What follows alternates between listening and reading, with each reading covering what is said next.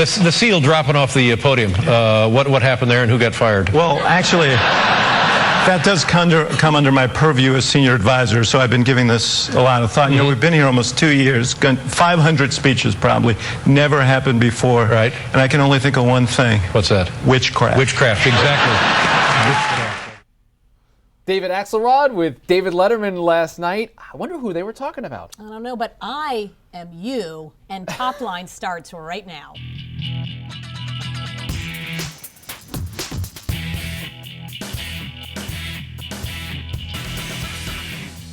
Hello and welcome to ABC's Top Line. I'm Rick Klein. And I'm Amy Walter. Every day at noon Eastern, right here bringing you the latest in politics, witch-free since 2009. And please, Amy, let us know what's on your mind. Although Halloween, I can't guarantee will be witch-free. All right. I'm already putting my outfit together. All right, my first Top Line today, leaving a mark. All right, the big news in D.C. today is that hickey blue collar look.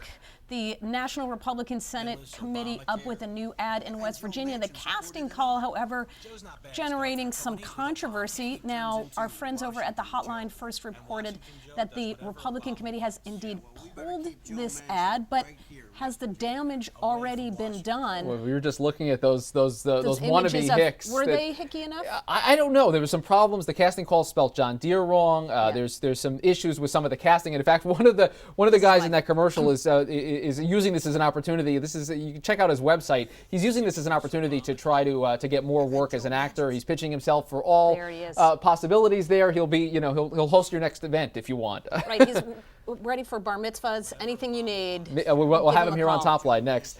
Next up today, basketball diaries. President Obama heading to Illinois to try to help his basketball buddy Alexei Giannoulias, who is running for his old Senate seat. Of course, this is not how the president wants to be spending his time going back to Illinois. He's also got a rally today out in Maryland, where he is trying to rev up African-American voters all over again. Right, so we're back to the enthusiasm gap and getting that base energized.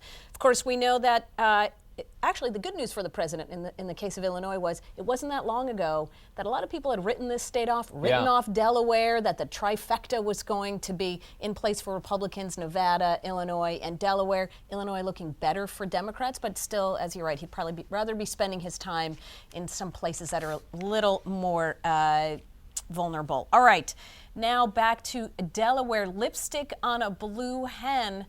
Sarah Palin tells Fox News last night that she's looking forward to going out on the stump for Christine O'Donnell. I'm going to say it right here, right now, Rick Klein. I don't think that she ultimately pulls into the Delaware Senate race and campaigns. And I bet you whatever you want, whatever your stakes, I think she does show up. I think a top-line mug. A mug. Well, I'll happily bet John Carl's mug in the absence of my own. I do think she ends up showing up, but I don't know what for. Is she going to do door knocking, as she noted? That seems a little bit more of a stretch, but I think she'll show her face in Delaware before it's over. And finally today, crazy juice. That's what Harry Reid supporters are saying about Sharon Engel, the Republican candidate for Senate out in Nevada. Take a look at this ad. Introducing Sharon Engel's Crazy Juice, made with real Demint. It'll rev you up for Second Amendment remedies before militia practice. I feel totally nuts.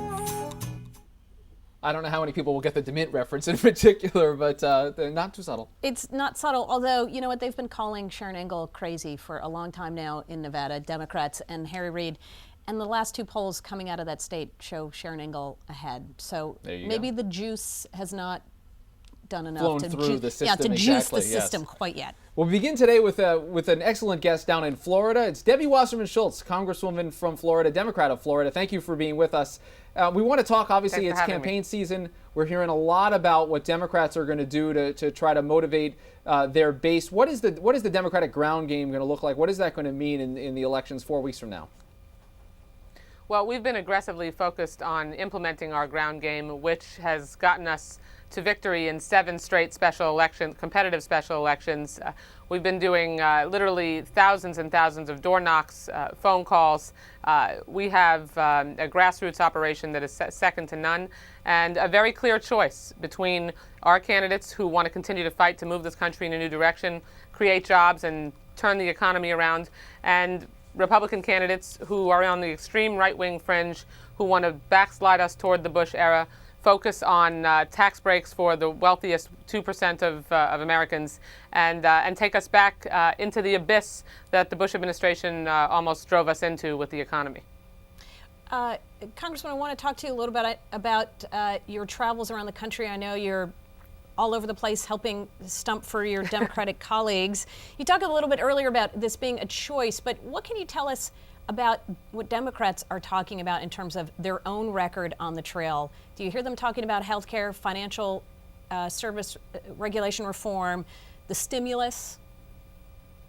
They talking about those things? Amy, what we're talking about is our record on turning this economy around from a year and a half ago, when the economy was literally bleeding 750,000 jobs a month. And you fast forward to just about 2 years later, now we're adding on average 100,000 private sector jobs a month, 13 straight months of growth in the manufacturing sector, 4 straight months of growth in GDP, and a record on small businesses where we've given 16 different tax breaks to small businesses so they can make investments in capital expenditures, make sure that we can cut the amount that they have to pay in their taxes for health care insurance for their employees, and other kinds of tax breaks so that small businesses, which are really the engine that drives that will drive our economic recovery, continues to be able to hum as they've begun to once again.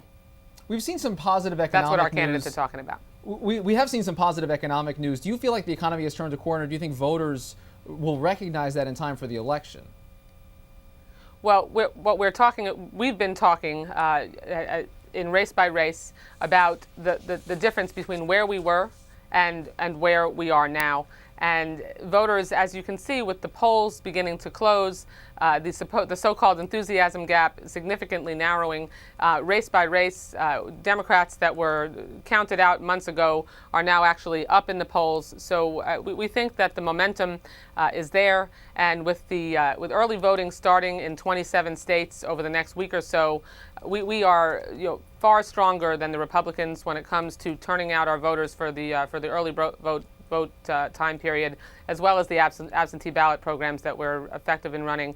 So we expect that in the majority of races across the country, our candidate is going to come out on top, because we're talking about what Democrats have been doing. We've got a long way to go, and certainly we're not taking a victory lap.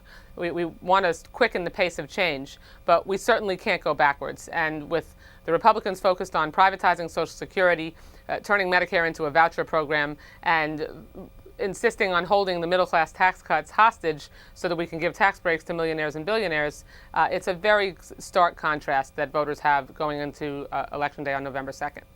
Now, Congresswoman, you were an active supporter of Hillary Clinton's presidential bid. Yes. Curious you can weigh in on the latest controversy here, or the chattering here in Washington. Not so much about her being on the ballot potentially in 2012, but what do you think about the possibility of a Hillary Clinton on the ballot in 2016?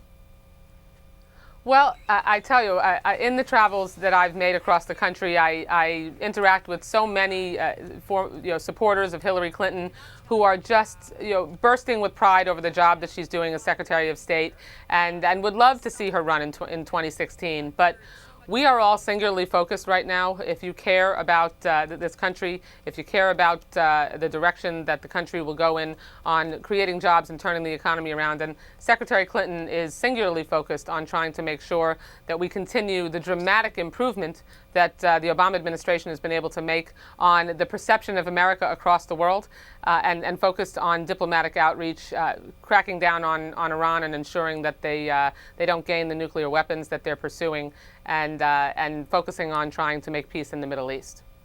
Finally, Congresswoman, I want to ask you a long way off. Long way off, and never too early for us. No. I want to ask you, Congresswoman, one question about the Senate race in Florida. We had a debate last night. ABC's George Stephanopoulos moderated between the three candidates. Kendrick Meek, I think, got some pretty decent reviews, but isn't he just in a situation where they're going to be splitting the vote up so much that Rubio is basically a shoo-in right now? Oh, I don't think so. There's no such thing as a shoo-in, and especially in a state like Florida. Florida has 660,000 more registered Democrats than Republicans. People often don't realize that. Kendrick Meek has a fantastic record, a very aggressive ground game. I mean, remember, Rick and Amy, Kendrick Meek was the first statewide candidate in Florida history to qualify for the U.S. Senate by petition. I mean, so he's got literally hundreds of thousands of supporters across the state. And again, don't count out Democrats' ground game. He's running against two, solid Republicans who have conservative voting records, conservative principles, and that's just simply not. Our state is simply not out on the right-wing fringe, where either Marco Rubio or Charlie Crist, depending on what day it is, have lived for a long time. All right, Congresswoman Debbie Wasserman Schultz, Democrat of Florida, thank you so much for being here. Really appreciate it. Thank you both.